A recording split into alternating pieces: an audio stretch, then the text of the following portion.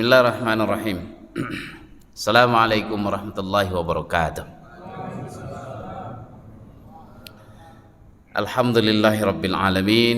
Wassalatu wassalamu ala asrafil anbiya'i wal mursalin Sayyidina Muhammadin wa ala alihi wa ashabihi ajma'in. Amma ba'du. Yang kita hormati para ustadz hadir di sini, ustadz yang paling tua Ustadz Aus. Ya Ustadz ya, jenggotnya udah putih. Yang paling muda saya karena nggak ada jenggotnya. Gitu. Baru Ustadz Muslih gitu ya. Ketua Takmir, Ustadz Imam. Para Ustadz kita di sini alhamdulillah. Senang hati kita bisa duduk bersama di masjid yang megah ini. Ini lengkap ini dari BIP. Ini barisan sini nih. Di tiang nih kan. Pak Haji Samsul tuh. Dari Ganesha juga udah ada tadi Pak Haji Edi di sini. Mana bagiannya tadi nih? Ada di sana. Jauh-jauh kali mundur kan? Allah ya Karim. Kalau orang tua kita dan si Pirok ini, jenggotnya itu mantap kali. Nggak dibagi-bagi sama Pak jenggot itu kan? Nggak tumbuh-tumbuh gitu ya. Alhamdulillah. Semoga Allah berkahi hidup kita ini. Kalau tadi bilang sama Mr. Jalu, saya sebenarnya belajarnya dari Ustadz Musli tuh. Pernah saya tulis gitu ya, karena baca buku beliau. Imam Al-Ghazali bertanya, apalah yang paling jauh? Nah gitu ya. Apalah yang paling jauh? Kata murid-muridnya, itu yang paling jauh itu bintang, itulah yang paling jauh. Bulan itulah yang jauh. Tapi kata beliau, yang paling jauh itu adalah waktu yang telah berlalu. Karena dia tak pernah balik lagi, kayak gitu ya. Dan betul yang paling dekat itu apa? Yang paling dekat itu adalah kematian. Karena dia mendekat. Terus mendekat. Nah, kita menunggu giliran aja ini kan. Tapi kalau ini itu bagusnya itu yang tua-tua dulu. Ya Ustaz kan, yang muda-muda ini belakangan gitu ya. Ini layarnya ini mantap kali, yang bikin ini Mr. Jalu. Tapi fotonya diambilnya yang 10 tahun lalu. Ustaz Imam, pandai kali dia menghibur awak, diambil yang paling muda gitu kan. Memang kalau ku tengok-tengok 10 tahun lalu sama sekarang nggak ada perubahan. Tetap muda gitu kan. Coba kenapa ada jempolnya? Ini bukan satu ini, jempol ini. Tapi kan jempol juga satu kan? Begini gitu ya. Ini 10 tahun lalu. Mudah-mudahan ini berkah. Jadi nggak sempat bikin materi karena baru kemarin dikabarinya. Saya bilang kalau dari Masjid Raya yang perintah ketua takmir ya bismillah gitu. Jadi baru di sedikit-sedikit tadi malam disempatkan ini. Baik.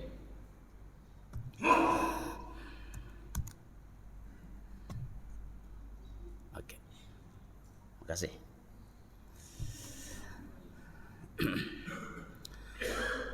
A'udzu billahi minasy syaithanir rajim. Bismillahirrahmanirrahim. Ya ayyuhalladzina amanu taqullaha wal tanzur nafsum ma qaddamat lighad. Wattaqullaha innallaha khabirum bima ta'malun. Surah Al-Hasyr ayat 18 ini paling suka rasanya membaca ini gitu ya. Karena selalu mengingatkan kita tentang waktu, masa lalu dan masa depan.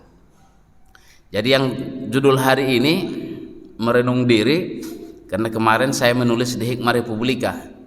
Judulnya merenung diri. Dari ini terinspirasi dari kajian Mas Jamil Az-Zaini minggu lalu di Masjid As-Surur. Cuma saya tidak sempat ikut semua, tapi poinnya saya dapat, terus saya olah ulang gitu ya. Jadi kalau saya kan ilmunya ilmu pungut-pungut aja, daun-daun berserakan, kumpul-kumpulin, tulis, masuk ke Republika, baru diceramahin gitu kan.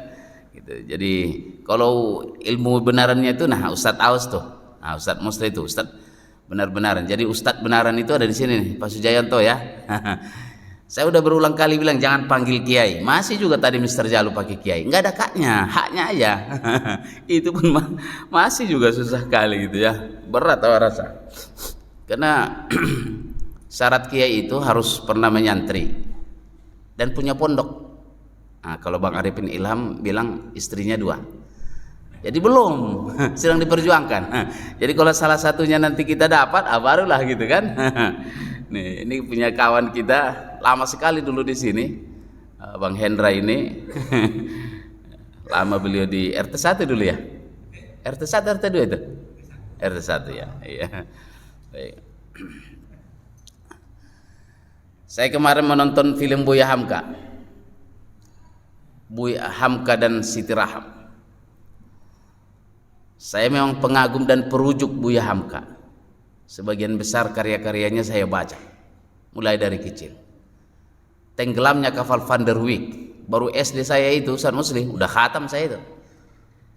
Meskipun awak tak paham sebenarnya soal percintaan ini kan, tapi abang awak ceritain sambil nangis dia, awak ikut nangis. Padahal tak paham mama. Begitu dari dewasa kita baca ulang, wah memang paten kali lah. Tapi dituduh plagiat oleh para mudia Anantatur gitu kan, bahwa itu ciplakan. Dan itu tidak benar gitu ya. Karena saya membaca banyak buku beliau, dan termasuk buku yang terakhir ditulis sama anaknya Rusdi Hamka, ayahku. Saya memang melihat kemarin di film itu seperti visualisasi, dan tak kuat aku gitu ya. Tak kuat saya itu melihat penderitaan Buya Hamka, terutama waktu di penjara di Cimacan Sukabumi itu. Kejamnya memang politik itu gitu. Kejamnya politik, tak ada kawan di situ. Jadi Buya Hamka yang berkawan sama Soekarno waktu diasingkan ke Sumatera Barat sana gitu ya. Tapi begitu berkuasa dianggap dan dituduh subversif dan dipenjara kurang lebih 2 tahun tanpa pengadilan.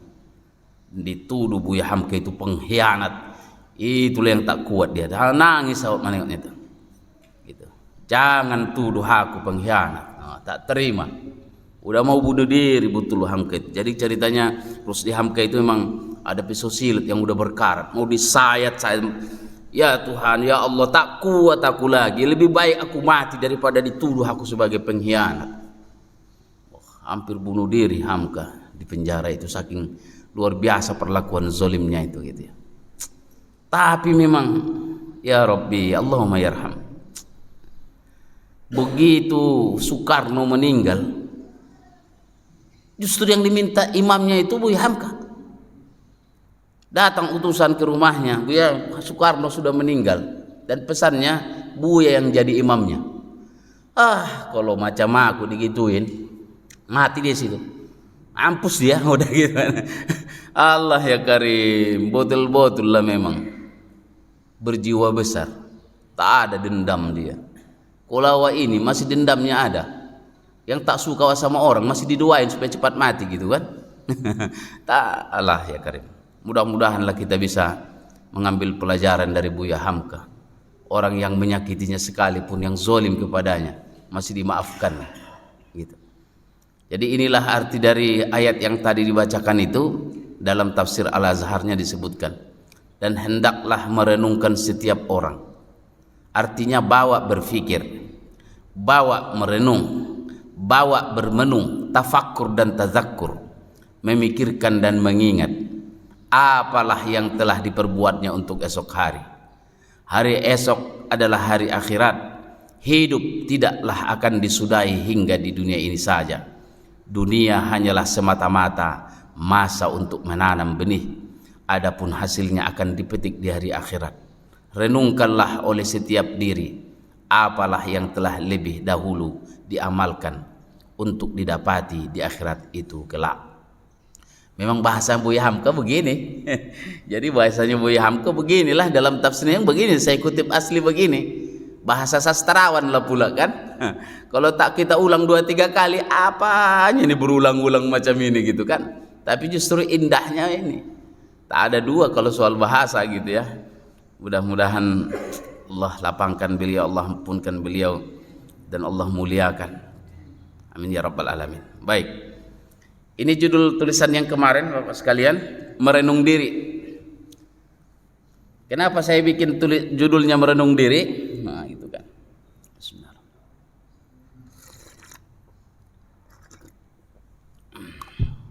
Kalau dibuat muhasabah, itu tulisannya Ustadz Musli tulisannya muhasabah, karena dia Ustadz benaran.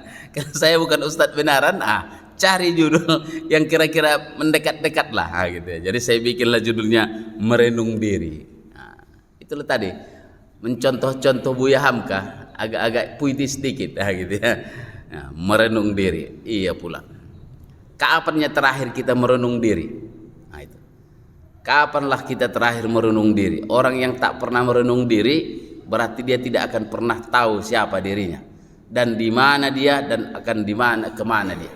Nah, jadi saya buatlah tulisan ini merenung diri. Mudah-mudahan di ujung tahun ini adalah yang bisa kita renung-renungkan gitu ya, supaya adalah perbaikan dalam hidup kita. Saya menulis ada 4 aspek. Ada 4 aspek yang harus kita renungkan dalam diri kita ini. Yang pertama, ini mungkin istilahnya nanti diperbaiki sama Ustadz Aus ya, tapi udah terlanjur saya tulis. Hisab fisikal material jasadiyah. Jadi hisab fisikal material itu yang berkaitan dengan jasad badan kita dan apa yang kita makan. Pernah nggak kita itu renung-renung? Kalau kita mau makan itu, yang kita makan itu apa? Gitu. Saya temukan di dalam surah Abasa wa Tawalla itu, falyanzuril insanu ila ta'ami. Maka hendaklah manusia itu memperhatikan makanannya. Karena bukan hanya soal makan kita kan, Pak. Tapi kadang kan kalau sudah dihidangkan begini, mana pernah kita tanya lagi macam air ini, udah yakin aja kita. Masa pula dikasih air yang enggak bagus atau yang curian, enggak mungkin. Tuh. Tapi kalau makan kita dapat rezeki, dapat honor, dapat proyek, perlulah kita tanya itu. Aku tak mau tanya-tanya, pokoknya ku tanda tangan aja lah. Itu yang ketangkap sama KPK itu, ya karena itu tadi aku husnuzon sajalah, pokoknya katanya honor. Tak tahunya honornya biar bikinnya kena. Tapi mengeri kali negeri kita ini. Barulah di negeri kita ini ketua KPK-nya ditangkap gitu. Dituduh korupsi. Udah hancur kali lah kita ini. Dia tangkap orang, ternyata diperas pulanya gitu. Jadi ketua KPK-nya malah yang jadi tersangka. Tersangka apa? Korupsi. Dia tangkapin orang yang korupsi, dia sendiri tersangka korupsi. Memang betul-betul lah dunia ini. Insyaallah. Jadi harus kita perhatikanlah makanan. Sebagian besar atau mungkin semua penyakit kita karena makanan. Kalau sudah salah makan, Pak, itu urusannya sakit tuh. Wah, bengkak kaki awak kemarin, asam urat.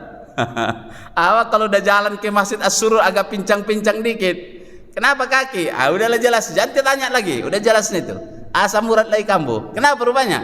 Itu tadi, kalau nggak makan daun singkong, makan kacang-kacangan, makan segala macam, kan salah makan. Ya Pak Joya, iya kan?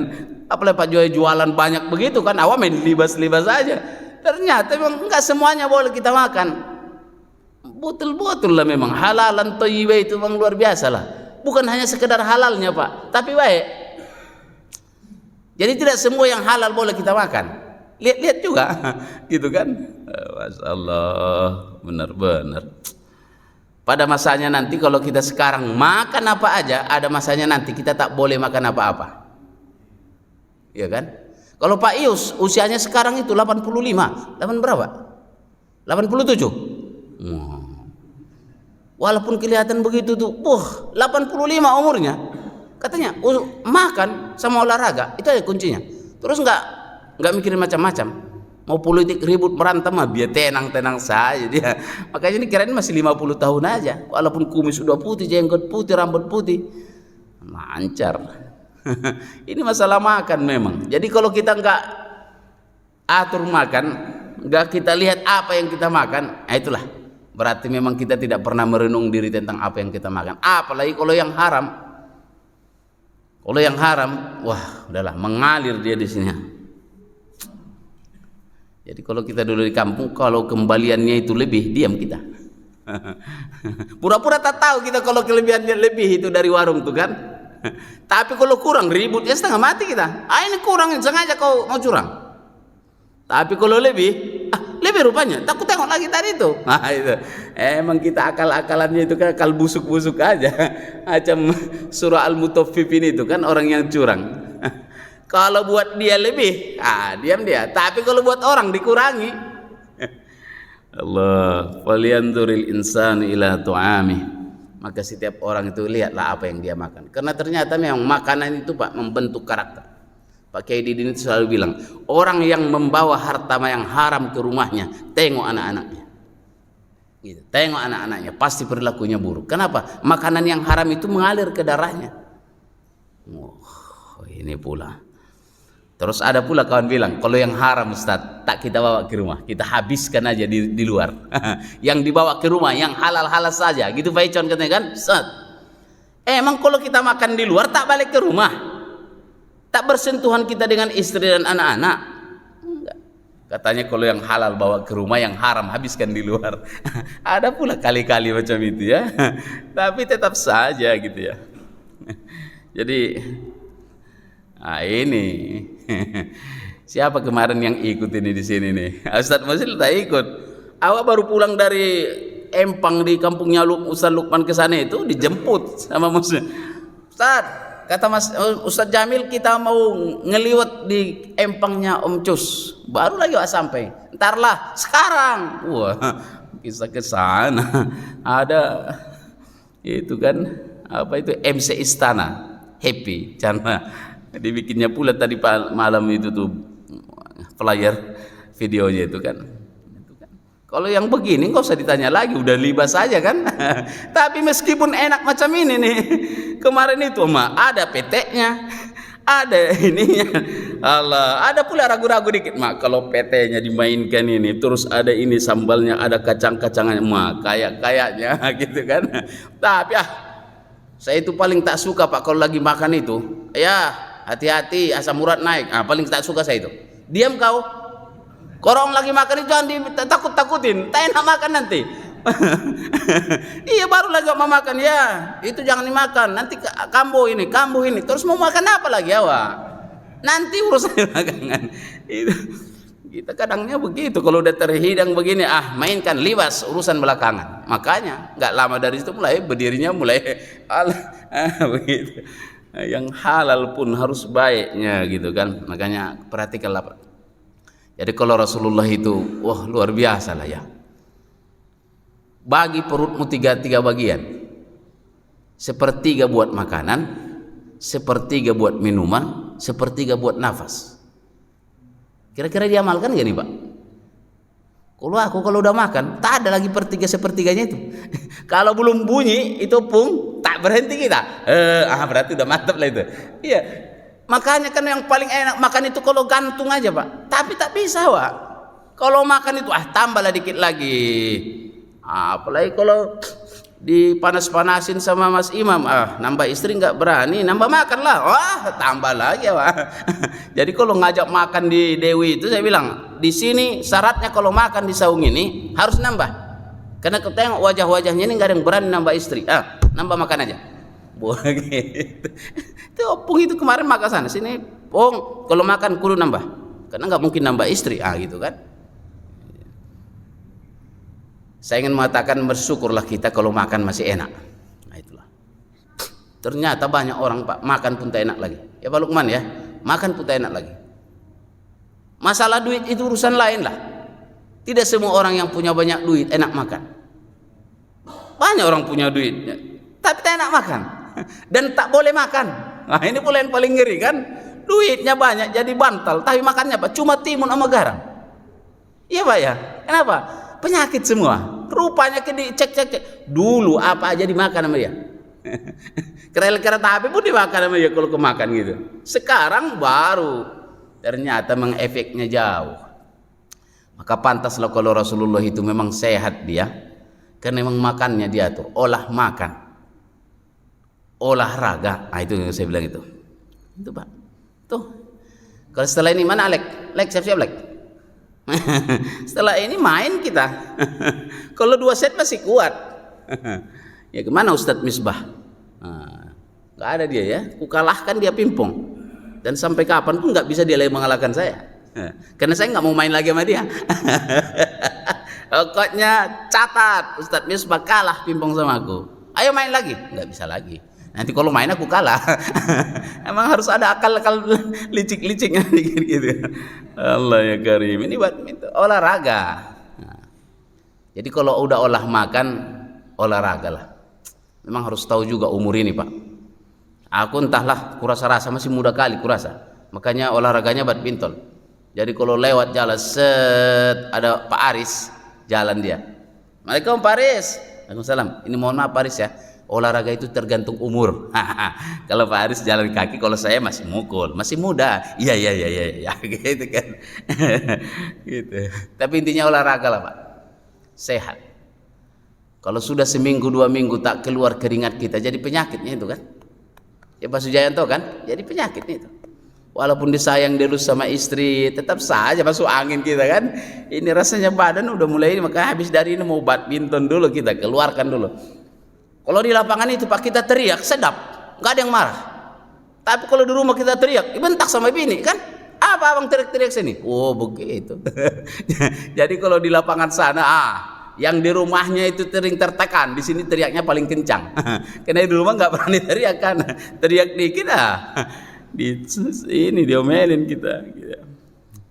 Dan kesimpulannya memang kalau sehat itu Pak, olahraga, olah makan, olah pikiran, olah perasaan.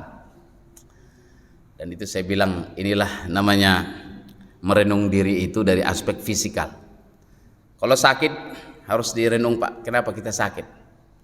Saya seringkali juga salah. Kalau menurut saya itu kalau saya sakit itu, ya Allah, kenapa aku timpakan aku sakit macam ini? Nanti urusanku tak bisa berjalan ini. Padahal awak yang bikin sakit itu. Ya kan? Sebahagian besar penyakit itu kan karena kitanya itu Pak. Kita yang bikin sakit itu. Cuma kita paling gampang kalau nyalahin Allah tuh kan, jangan timpahkan sakit aku ya Allah. Padahal kita yang bikin sakit. Asam urat naik kan karena kita yang makan itu, apa itu? Kacang itu kan. Apalagi emping, apalagi jeroan, dilibas semua. Yakinlah gak bakalan bisa bangkit lagi nanti gitu kan. Udah bengkak itu kan. Allah ya Karim. Itu yang pertama. Jadi yang pertama yang harus kita hisap itu adalah hisap fisikal. Fisik kita harus kita hisap Pak. Ini mohon maaf nih, ini udah sebenarnya udah harus dihisap, ini udah nggak sehat ini. Porsinya ini udah lebih ini. Kalau dari segi ilmu adabnya udah nggak beradab ini badan nih. Tidak berimbang antara ke depannya dengan ke atasnya. Jadi kalau anak kadang meledek, ya udah berapa bulan sekarang? Diam kau. Dia bilangnya belum berapa bulan. Ini kan harus dihisap. Kenapa jadi begini? Karena hisapnya kurang.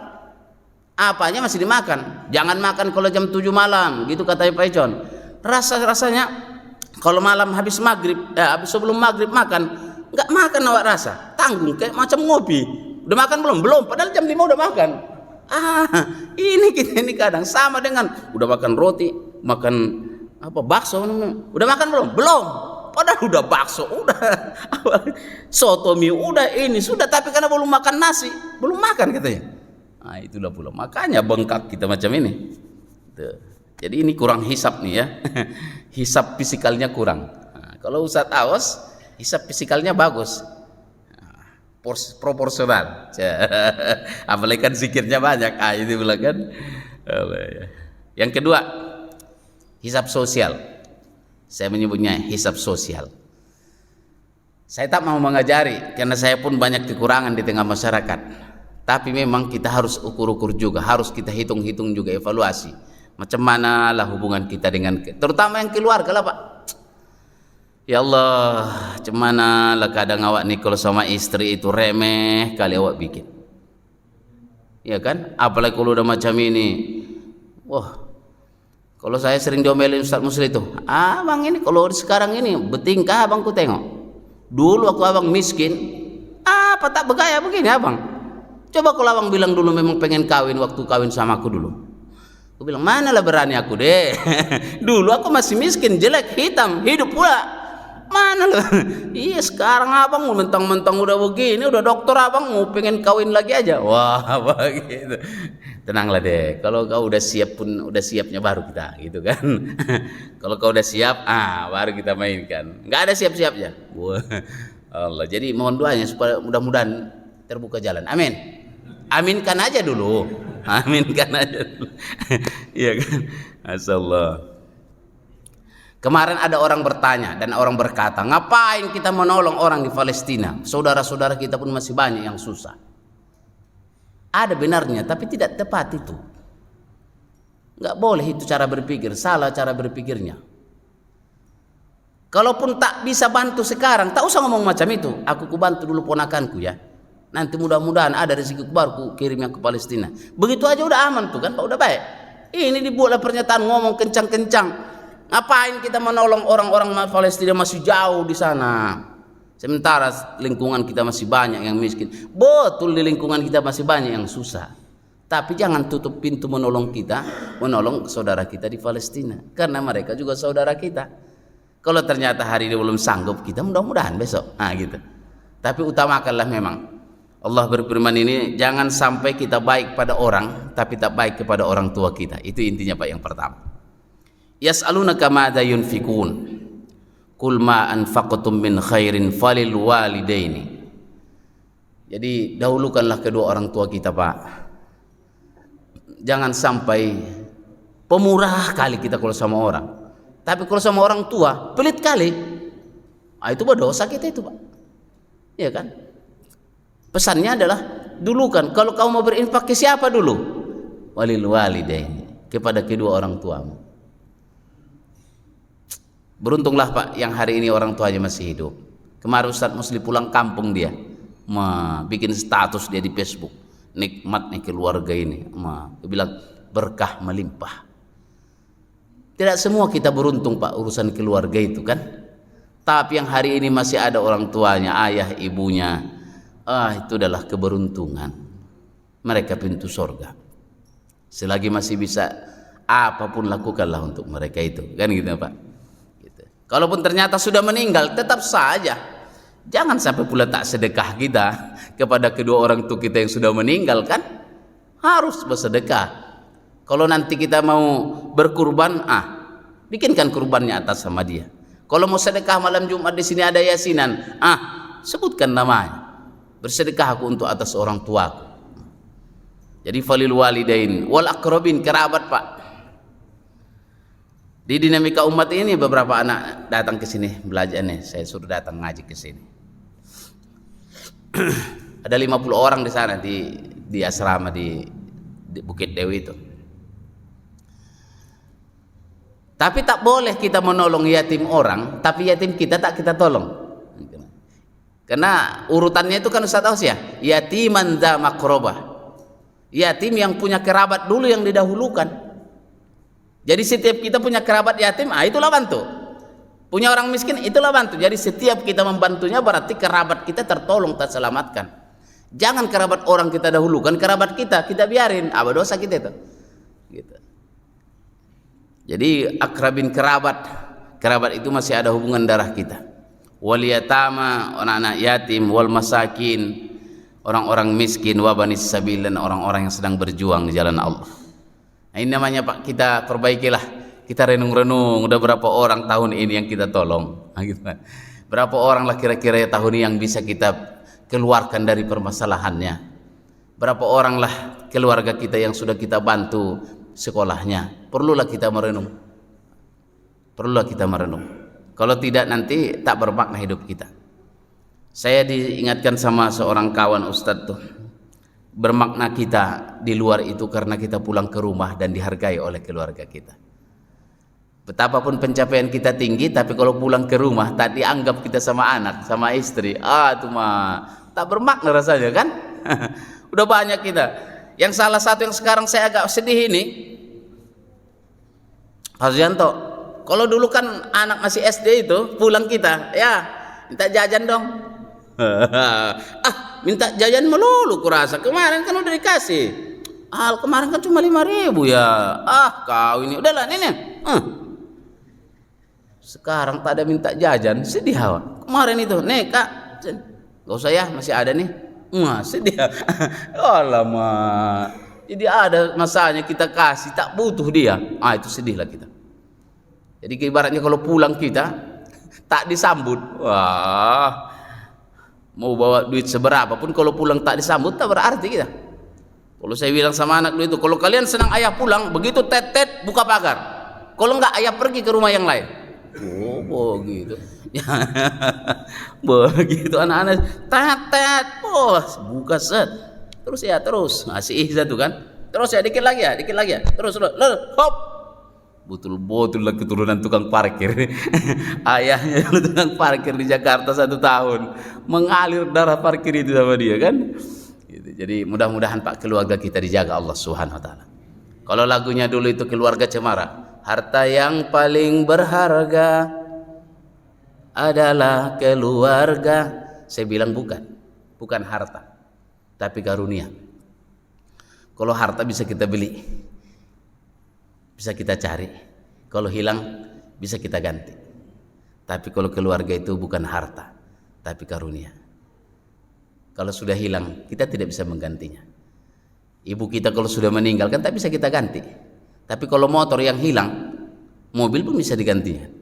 Ada orang hilang motornya, tapi beli mobil dia. Nah, gitu. Tapi kalau ayah kita yang sudah meninggal, tak bisa kita ganti. Kalau istri yang hilang, wah, langsung senyum Ustaz. Nggak mungkin kalau Ustaz Musli udah tertutupnya itu PNS dia. Yang masih punya peluang itu ya saya lah. Ustaz Lukman ada tuh peluangnya tuh. Ya kan? Allah ya Karim. Mudah-mudahan Allah jaga keluarga kita. Ya Rabbal Alamin. Insyaallah. Yang ketiga, nah ini entah kenapa lah jadi ada foto di sini nih. Sok-sokan lagi itu kira-kira Pak. Ini bukan ini ya. Doakan keluarga saya, keluarga kami. Kita doakan keluarga kita semua. Kalau udah begini nih Ustaz Musli, perasaanku memang dikit kali lah kalau 2 anak itu. Cuma 2. Jadi apa sarannya? Sarankanlah buka cabang, takut kali. Ku bilang sama istri deh, cuma 2 anak kita, dikit kali deh. Terus sekarang udah besar-besar, kan sepi rumah kita ini. Apa maksud abang? Langsung begitu, naik langsung ini. Ah, kau macam tak tahu aja. Iya deh, ini kan kita udah 2 begini, udah berumur. Kan kalau ada yang kecil-kecil lah, hibur-hiburan kau lah. Udah panas urusannya, makan pun tak diurus lagi ya kan. Ambil sendiri abang makan. Alamak. Saya kemarin pulang ke kampung Pak, Sumatera Utara sana. Ini ponakan, anaknya ponakan, yang kecil-kecil ini anak ponakan. Kakak saya punya anak. Nah, ini anaknya ponakan. Apa namanya dia? Tidak.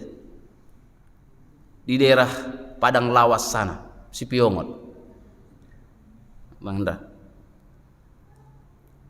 Dan saya salutnya sama mereka. Ini kan kalau kami di Batak itu kan Pak, lebih dekat kami kepada yang laki-laki daripada yang perempuan. Jadi saya punya abang laki-laki, itu pasti lebih dekat daripada kakak perempuan. Nah, itulah jeleknya orang Batak itu kan. Ya opung ya. Ya kan? Kalau anak kakak perempuan agak jauh rasanya, berenya pula kan. Bere. Kalau ini ucok anak. Nah, ini anaknya berenya ini.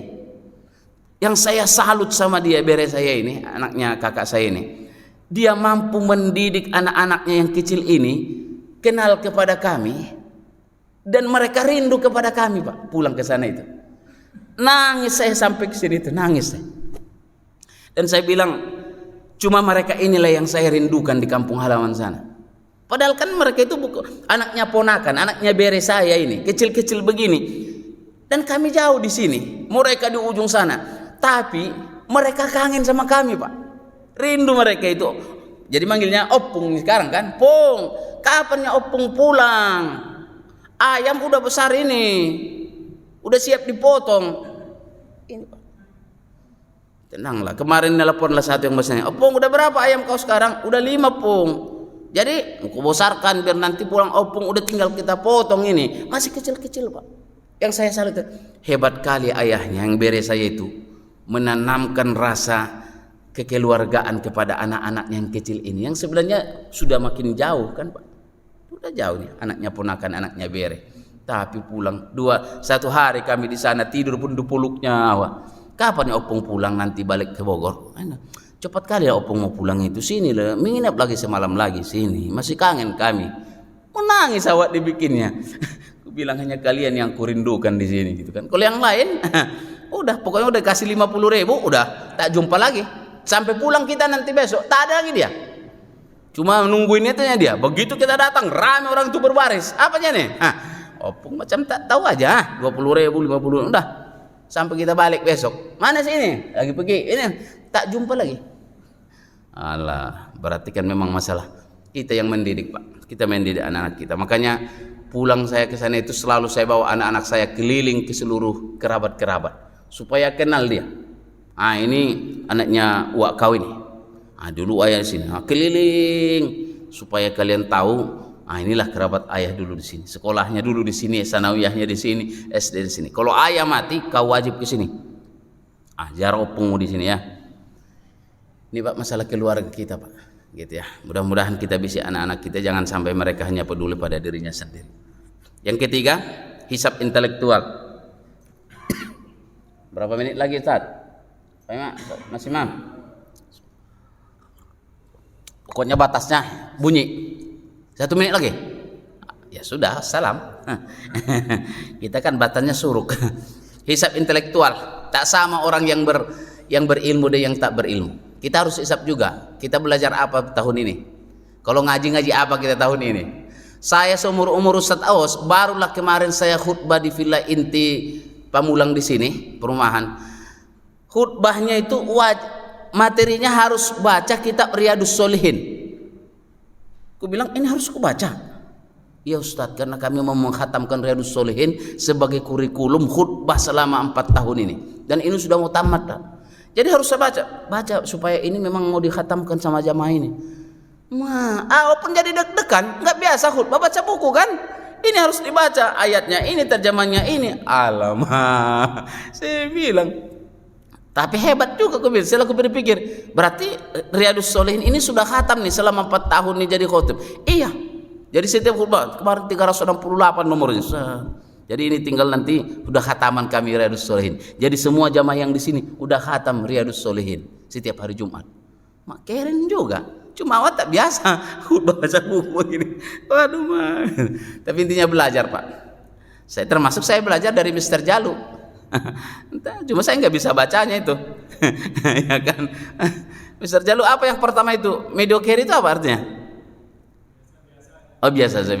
Tapi udah saya ajarkan sama murid guru-guru di sekolah. Kalau guru-guru biasa itu hanya mengajarkan saja, aja bicara saja gitu kan? Udah bicara. Tapi kalau guru yang bagus, bisa menjelaskannya dengan tegas. Apalagi superior teacher, mendemonstrasikan. Nah, yang terakhir ini memang yang paling ini yang harus kita cari gurunya itu adalah a great teacher. Karena menginspirasi. Ntar dulu. Minta waktu 5 menit, tanggung. Itu kan?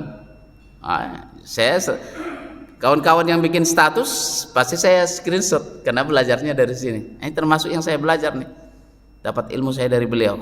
Nah, saya ingin mengatakan kepada Bapak sekalian, kita harus punya guru.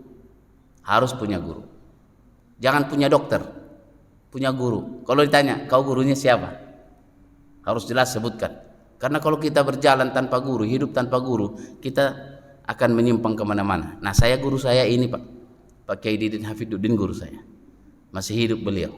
Dan selalu ngaji saya sama beliau. Jadi Bapak sekalian pun harus punya guru dan harus bangga sama gurunya. Kau ngajiin sama siapa? Sama Ustadz ini. Mau punya guru. Kalaupun nanti ada salah-salahnya Pak Janto, gurunya yang salah berarti itu. Tapi ingat, jangan berguru kepada satu orang. Nanti salah kita. Hanya dia aja guru. Pokoknya kata guruku. Guru yang lain nggak tahu aku. Pokoknya apa kata guruku harus ini. Kalau nggak begini sesat, dolala finnar. Itu karena gurunya satu.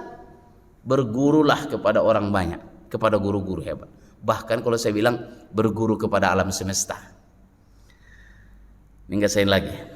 Kalau kata Gus Bahat, orang yang tidak mampu melihat kekurangannya sendiri sulit bisa melihat kelebihan orang lain. Jadi dulukan ke kita dulu Pak. Dulukan ke kita dulu. Ini dari Rasulullah sallallahu alaihi wasallam, al-kayyisu man dana nafsahu wa amila lima ba'dal maut. Orang yang cerdas adalah orang yang keempat nih Pak. Yang keempat hisab spiritual. Ini yang terakhir.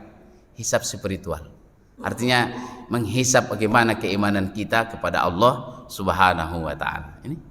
Jadi kalau dihisab salat duhanya bagaimana? Gitu. Masih tinggal nggak salat duhanya? Nggak tinggal lagi. Berapa rakaat? 2. Kalau begitu mudah-mudahan tahun depan kita 4 rakaat. Gitu kan. Kalau tahajudnya bagaimana? Alhamdulillah udah nggak tinggal 2 rakaat 1 witir. Mudah-mudahan tahun depan tahajud kita 4 rakaat 1 witir. Jadi ada peningkatannya. Mengaji bagaimana? Mengaji masih macam dulu aja. Masih Iqra 4 saja. Gitu kan. Berarti tak ada peningkatan. Enggak ada peningkatan gitu ya. Jadi harus ada meningkat, harus belajarlah kita, Pak. Harus belajar. Gitu. Jadi kalau kata Umar bin Khattab, hasibu anfusakum qabla an tuhasabu. Hisablah diri kalian sebelum kalian nanti dihisab oleh Allah Subhanahu wa taala. Terakhir, saya di ujung tulisan itu pun saya saya sampaikan ini. Cuma karena nggak ada harkatnya takut saya bacanya salah. Nanti malu pula sama Ustadz Aus yang biasa baca kitab kuning. Kalau saya kan nggak baca kitab kuning, jadi artinya aja yang kubaca. Kamu tidak akan pernah dapat mengambil pelajaran sedikit pun dari kehidupan jika kamu memiliki keyakinan bahwa kamu selalu benar, tidak pernah salah. Jadi kalau sekarang Ustadz Muslih, kalau ada tulisan macam ini, seret kirim ke Kairo, baca. Gitu. Baca. Jadi kan bu gurunya langsung baca, jangan sampai salah. Nanti mau baca ini salah, malu kita gitu kan. Jadi kirim, baru dibaca. Oh iya benar. Gitu. Jadi kalau kita masih menganggap diri kita paling benar, maka kita tidak pernah bisa mengambil pelajaran dan kita tidak akan pernah berubah apapun. Semoga Allah menjadikan kehidupan kita tambah lebih baik. Jangan sama. Kalau sama rugi, apalagi kalau lebih buruk, terhina kita. Semoga Allah berikan kita sehat walafiat, panjang umur, lapang rezeki, dimudahkan urusan kita. Allah didik anak-anak kita menjadi anak yang soleh dan solehah. Allah berikan mereka jalan kehidupan yang baik, menjadi pemimpin untuk masa depan umat, dan Allah tenangkan kita, damaikan kita dalam masyarakat, sehingga Allah berikan kita juga pemimpin bangsa yang beriman dan takut kepada Allah Subhanahu wa taala. Dan kita sekaligus mendoakan kepada para donatur kita di masjid ini yang sudah berjuang, berjihad dengan hartanya, semoga Allah berkahi kehidupannya dunia dan akhirat. Yang sudah meninggal dunia dilapangkan kuburannya. Ala hadhihi niyya al-Fatihah. A'udzu billahi minasy syaithanir rajim. Bismillahirrahmanirrahim. Alhamdulillahi rabbil alamin. Ar-Rahmanir Rahim. Maliki yaumiddin. Iyyaka na'budu wa iyyaka nasta'in. Ihdinas siratal mustaqim. Siratal ladzina an'amta 'alaihim ghairil maghdubi 'alaihim waladdallin. Amin. Kita tutup dengan baca salawat. Allahumma salli ala sayyidina Muhammadin tibbil qulubi wa dawaiha wa afiyatin abadani wa shifaiha wa nuril absari wa diyaiha wa ala alihi wa sahbihi wa sallim. Sekali lagi, Allahumma salli ala sayyidina Muhammadin tibbil qulubi wa dawaiha wa afiyatin abadani wa shifaiha wa nuril absari wa diyaiha wa ala alihi wa sahbihi wa sallim. Allahumma salli wa sallim wa barik alaih. Kita doa kafaratul majlis. Subhanakallahumma bihamdika asyhadu an la ilaha illa anta astaghfiruka wa atubu ilaik. Walhamdulillahirabbil alamin. Assalamualaikum warahmatullahi wabarakatuh.